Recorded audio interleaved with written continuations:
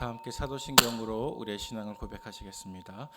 전능하사 천지를 만드신 하나님 아버지를 내가 믿사오며 그 외아들 우리 주 예수 그리스도를 믿사오니 이는 성령으로 잉태하사 동정녀 마리아에게 나시고 본디오 빌라도에게 고난을 받으사 십자가에 못 박혀 죽으시고 장사한 지 사흘 만에 죽은 자 가운데서 다시 살아나시며 하늘에 오르사 전능하신 하나님 우편에 앉아 계시다가 저리로서 산자와 죽은 자를 심판하러 오시리라. 성령을 믿사오며 거룩한 공회와 성도가 서로 교통하는 것과 죄를 사하여 주시는 것과 몸이 다시 사는 것과 영원히 사는 것을 믿사옵나이다. 아멘. 다 함께 찬송가 290장을 함께 찬송하겠습니다.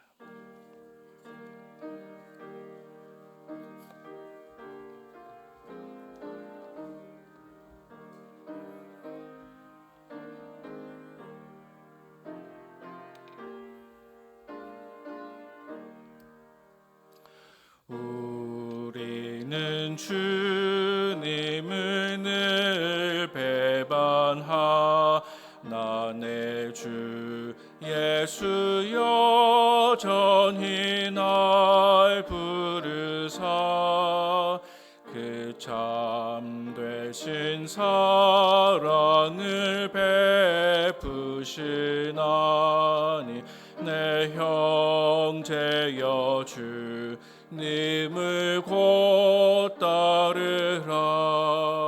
주 날 위해 비네 주 날 위해 비네 주 날 위해 비네 항상 비시네.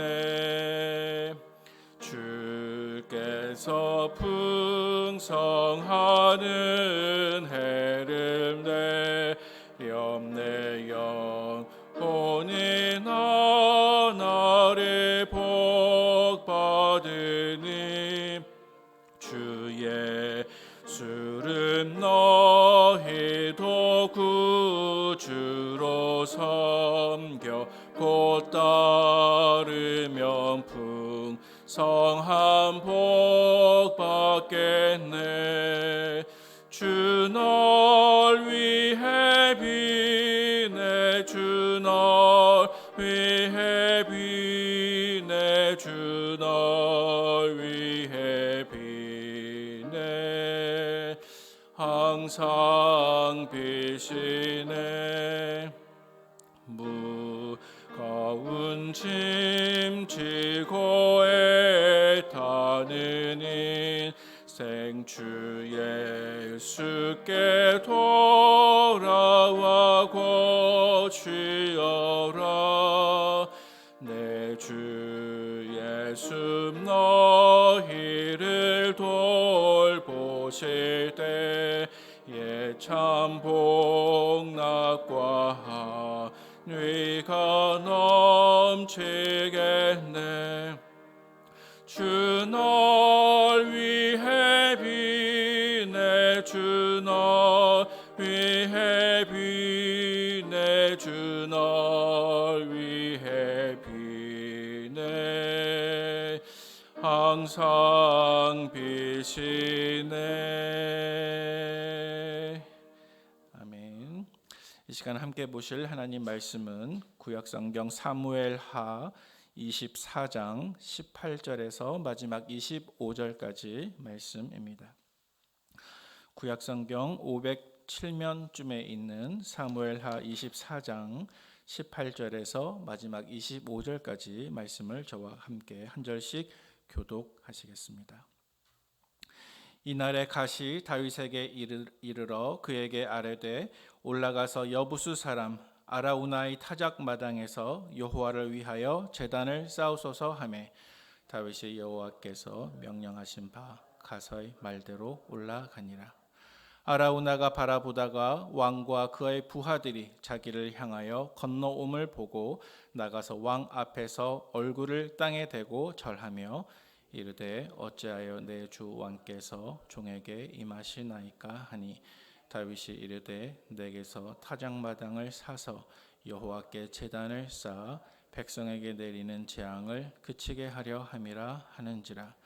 아라우나가 다윗에게 이르되 원하건대 내 주 왕은 좋게 여기시는 대로 취하여 드리소서. 번제에 대하여는 소가 있고 뗄 나무에 대하여는 마당질하는 도구와 소의 멍에가 있나이다. 왕이여 아라우나가 그것을 다 왕께 드리나이다 하고 또 왕께 아뢰되 왕의 하나님 여호와께서 왕을 기쁘게 받으시기를 원하나이다. 왕이 아라우나에게 이르되 그렇지 아니하다. 내가 값을 주고 내게서 사리라. 값 없이는 내 하나님 여호와께 번제를 드리지 아니하리라 하고 다윗이 은 50세겔로 타작마당과 소를 사고 그곳에서 여호와를 위하여 제단을 쌓고 번제와 화목제를 드렸더니 이에 여호와께서 그 땅을 위한 기도를 들으심에 이스라엘에게 내리는 재앙이 그쳤더라. 아멘. 하나님께 나오시면서 7분의 성도님께서 1,000번의 예물과 한 분의 성도님께서 감사의 예물을 드리셨습니다. 10월 한 달도 함께 하심을 감사합니다. 아멘. 이제 오늘 본문으로 매일 성경 사무엘하에 대한 묵상이 모두 마무리가 되게 되겠습니다.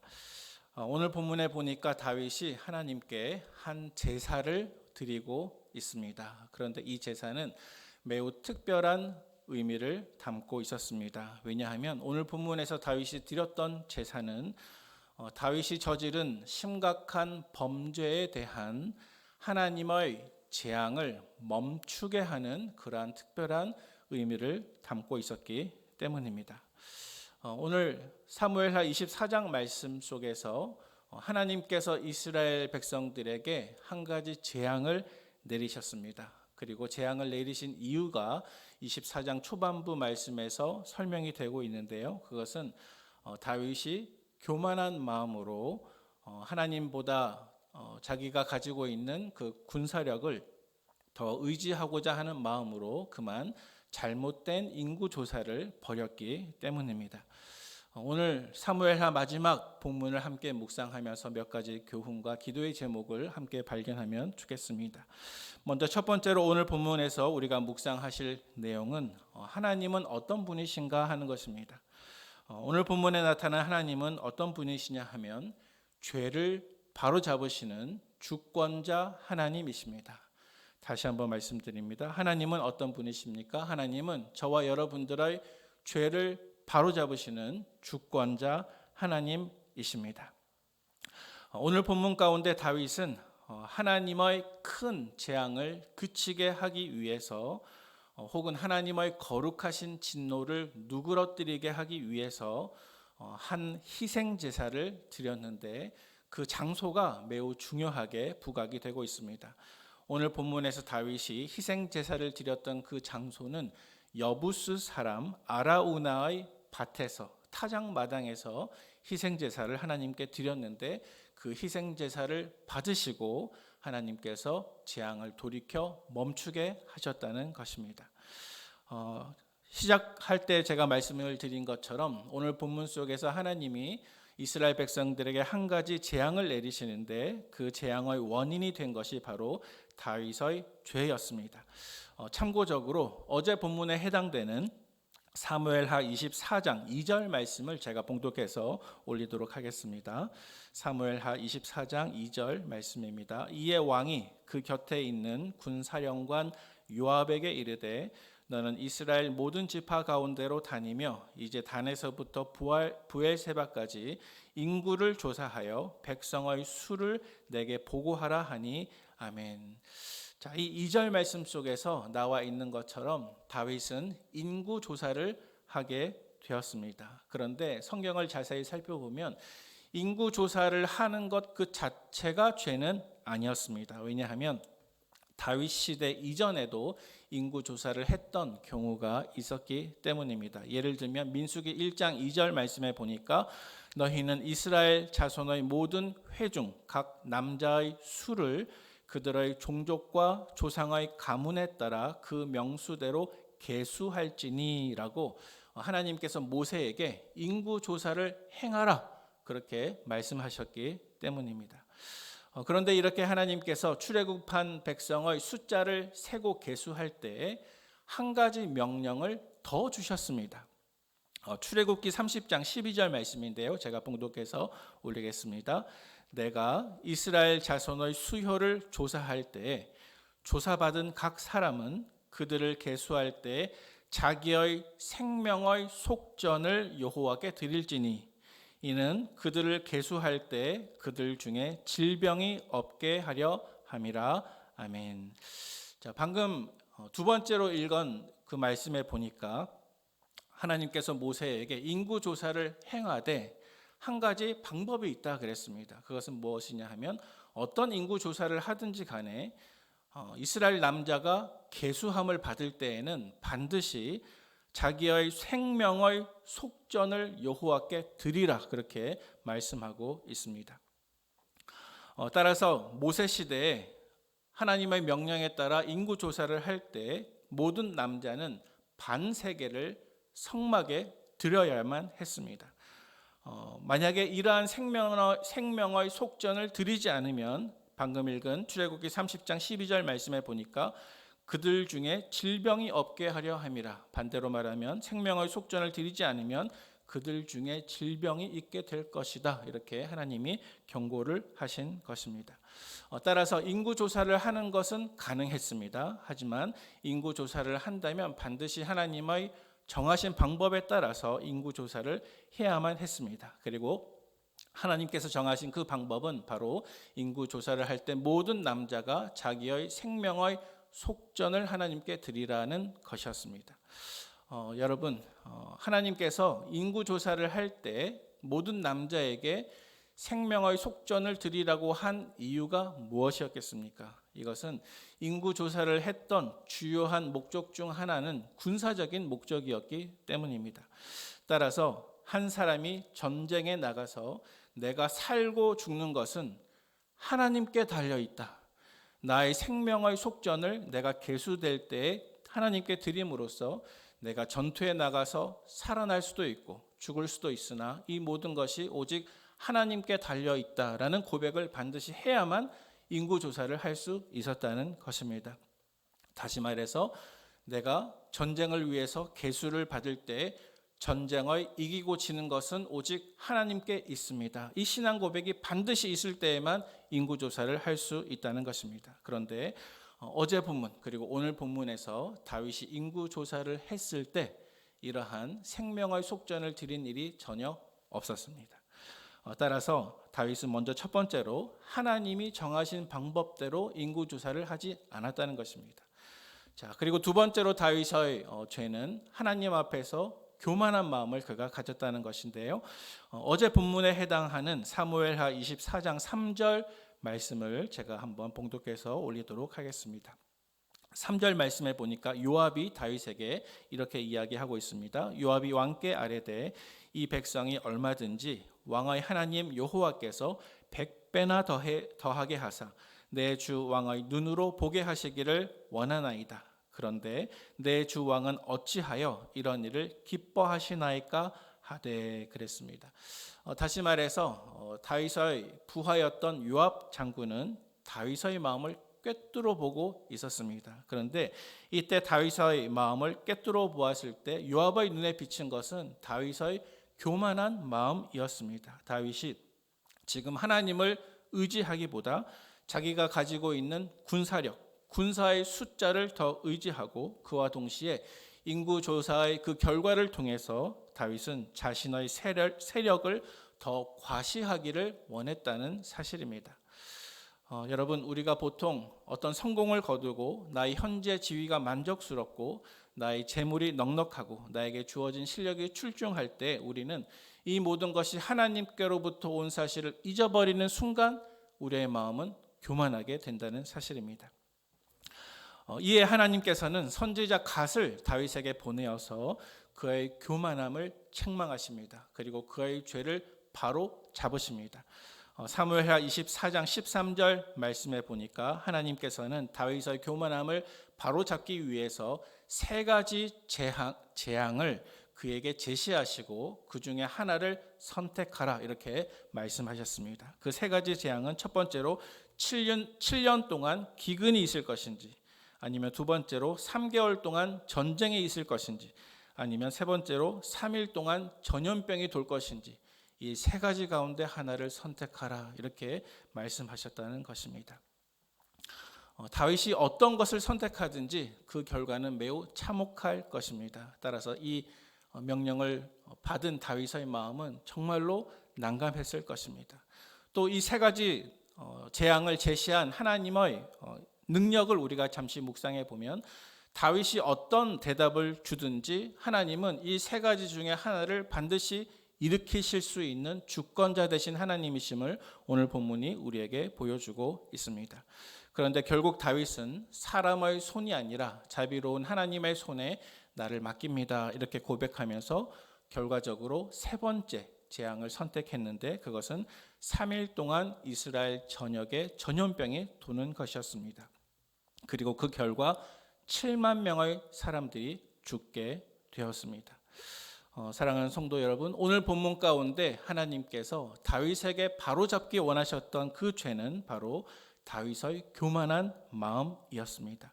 그 교만한 마음을 바로잡기 위해서 하나님은 다윗을 징계하시고 세 가지 재앙을 제시하셨고, 그중 한 가지를 선택했을 때 그대로 이루어지게 하심으로써 하나님은 모든 것을 이루시는 주권자이신 하나님이심을 그에게 보여주셨습니다. 하지만 하나님의 징계에는 영원한 것이 아니라 끝이 있었습니다. 하나님의 징계에는 다윗의 회개의 결과로 그것이 멈춰지는 결과가 있게 되었습니다. 오늘 본문의 두 번째 교훈을 우리가 살펴보기를 원하는데요. 그것은 나의 죄와 잘못을 선한 결과로 바꾸어 주시는 하나님의 은혜입니다. 다시요. 나의 죄와 잘못을 선한 결과로 바꾸어 주시는 하나님의 은혜입니다.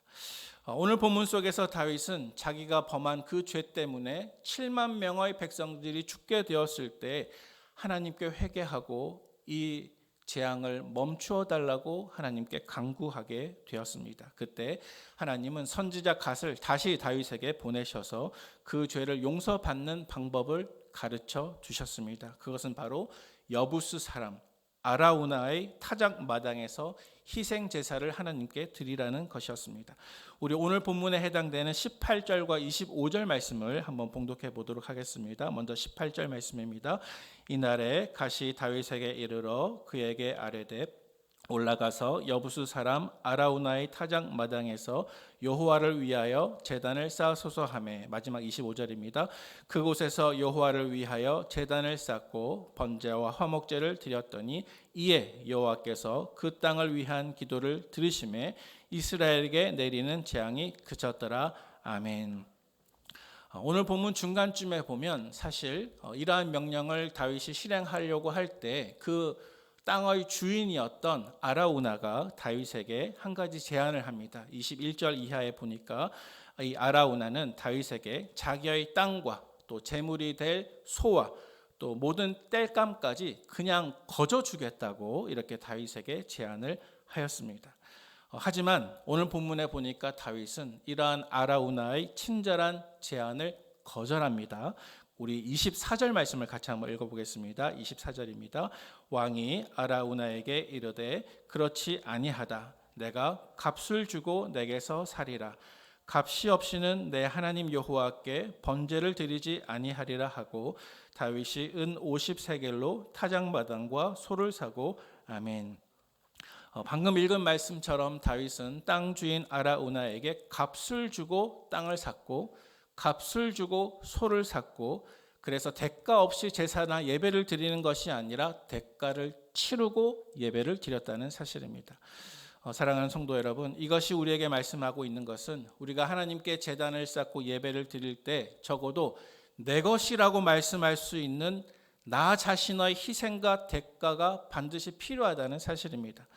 우리가 하나님께 내 자신을 드리지 않고 아끼면서 혹은 내 소유를 하나님께 드리지 않고 인색하면서 하나님을 예배할 수 있는 방법은 없다는 사실입니다. 적어도 예배라고 하는 것은, 하나님께 제단을 쌓는다고 하는 것은 내 것이라고 말씀할 수 있는 그것을 희생하고 드릴 때 그것이 나의 예배가 된다는 사실입니다. 그런데 오늘 본문에서 가장 흥미로운 한 가지 사실이 있습니다. 왜 하필이면 하나님께서 이 여부스 사람 아라우나의 타작마당에서 제단을 쌓고 제사를 드리라 이렇게 명령을 하였겠습니까?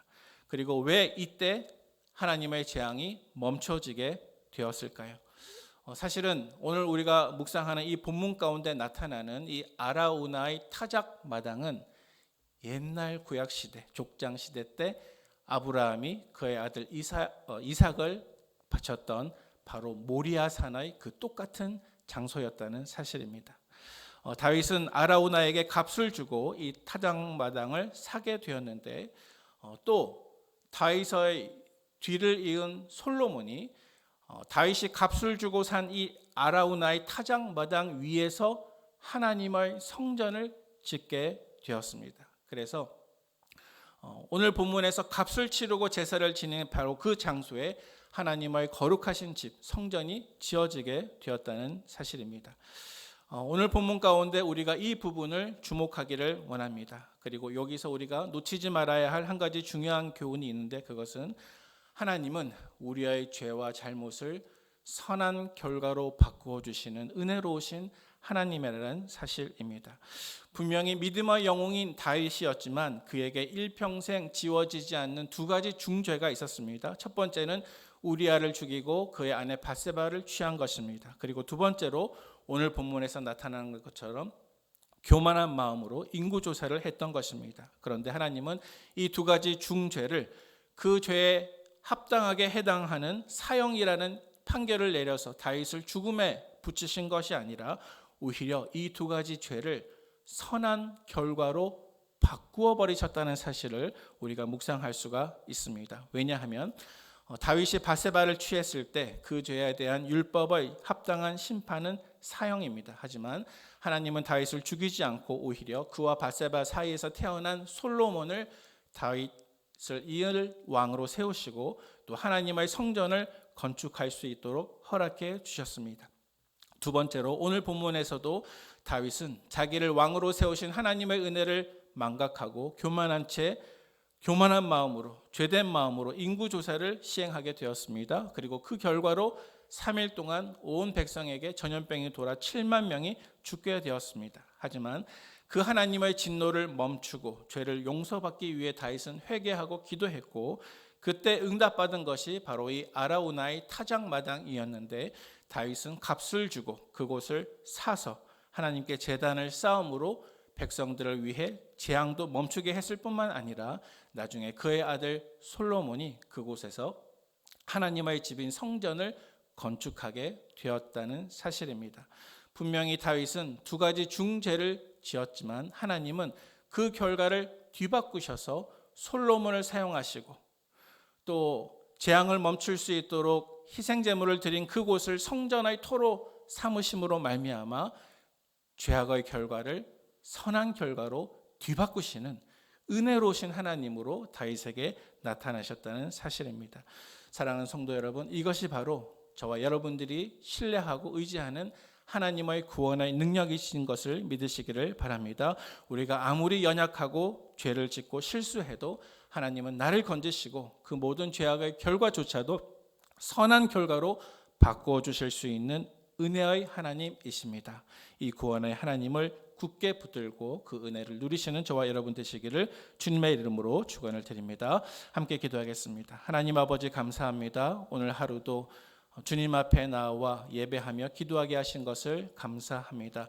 하나님, 우리는 늘 연약하며 하나님 앞에 부족하고 범죄할 수밖에 없는 그러한 나약한 사람들임을 다시 한번 고백합니다.